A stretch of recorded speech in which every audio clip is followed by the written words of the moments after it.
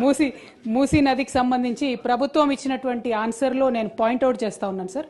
First పాయింట్లో చాలా క్లారిటీగా the estimated cost to be incurred for the project will be ascertained upon the finalisation of the detailed project report అని చెప్పారు sir వారు.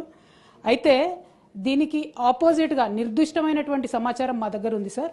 World బ్యాంక్లో ఈ ప్రభుత్వం 4,100 కోట్లు మాకు కావాలి మూసీ సుందరీకరణ ప్రాజెక్ట్ కోసం అని చెప్పి వరల్డ్ బ్యాంక్కి సబ్మిట్ చేసింది సార్. ఈ గవర్నమెంట్ సబ్మిట్ చేసిన మాట వాస్తవమా కాదా? చేసుంటే అది ఏ తేదీన చేశారో ఇంపార్టెంట్ సార్. ఎందుకంటే ఇవాళ 16వ తారీఖు, ఇవాళ 17 డిసెంబర్ సార్. 17 డిసెంబర్లో హౌస్లో మనకిచ్చిన సమాధానం డిపిఆర్ ప్రిపేర్ కాలేదని సార్. మరి వీళ్ళు వరల్డ్ బ్యాంక్లో డిపిఆర్ ప్రిపేర్ కాకుండా 4,100 కోట్ల లోన్ కావాలని ఎప్పుడు అడిగారు? ఆ డేట్స్ ఏంటి దయచేసి ప్రభుత్వం క్రిస్టల్ క్లియర్గా ప్రజలకు చెప్పాల్సినటువంటి అవసరం ఉంది సార్. అట్లానే ఎంఆర్డిసిఎల్ అనేటటువంటి కన్సార్టియంని ఆన్బోర్డ్ చేసుకున్నాము, ఇంకా కూడా మేము డిపిఆర్ ప్రిపరేషన్ చేస్తూ ఉన్నామని చెప్తా ఉన్నారు సార్. నిన్నగాక మొన్న మనం గౌరవ ముఖ్యమంత్రి గారిని చూసినాం సార్. వారు ఢిల్లీకి వెళ్ళి అక్కడ కేంద్ర మంత్రి కిషన్ రెడ్డి గారిని కలిసి 14,000 కోట్ల రూపాయలు మాకు మూసీ అభివృద్ధికి కావాలని చెప్పి అడగడం జరిగింది సార్. మరి అది ఏ ప్రాతిపదికన అడిగినారు? మీకు డిపిఆర్ లేకపోతే మూసీ దగ్గర మీరు 14,000 కోట్లు ఏం ప్రాజెక్టుల కోసం అడిగినరు, ఎందుకోసం అడిగినరు?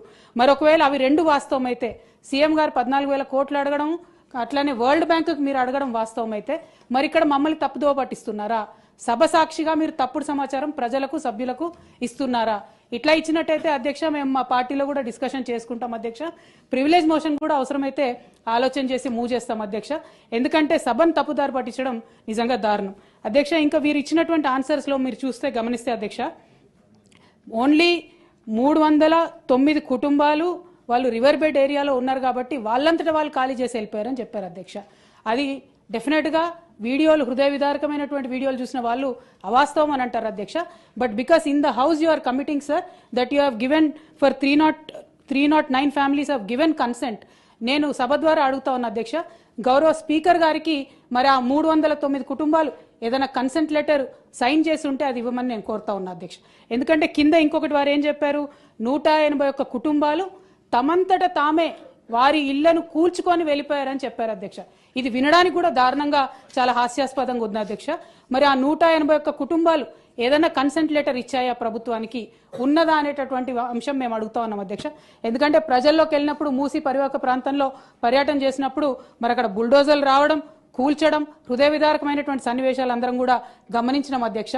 మరి అవేమీ మెన్షన్ చేయకుండా ఈ 300 కుటుంబాల గురించే ప్రభుత్వం చెప్తా ఉంది కాబట్టి వారేమన్నా కన్సెంట్ ఫామ్ ఇస్తే మీ ద్వారా ఇవ్వవలసిందిగా నేను కోరుతా ఉన్నాను అధ్యక్ష. అల్టిమేట్గా మానవీయ కోణంలో ఆలోచించాలి అధ్యక్ష. ఏ పేదవాడైనా గొప్పవాడైనా ఎవరికైనా ఒక సొంత ఇల్లు ఉండాలని ఉంటుంది అధ్యక్ష. ఇవాళ వీళ్ళు కూలగొట్టినటువంటి ఇల్లు అధ్యక్ష, మరి ఈఎంఐలు ఎవరు కడతారని ఏడుస్తున్నటువంటి పరిస్థితి ఉంది అధ్యక్ష. ఆ విషయంలో ఏమైనా ప్రభుత్వం ఆలోచన చేసిందా? మరి కూలగొట్టిన ఇళ్లకు ఈఎంఐ ప్రభుత్వం కడుతుందా? ఈ 3 అంశాల మీద స్పష్టత ఇవ్వాల్సిందిగా కోరుతా ఉన్నాను అధ్యక్ష.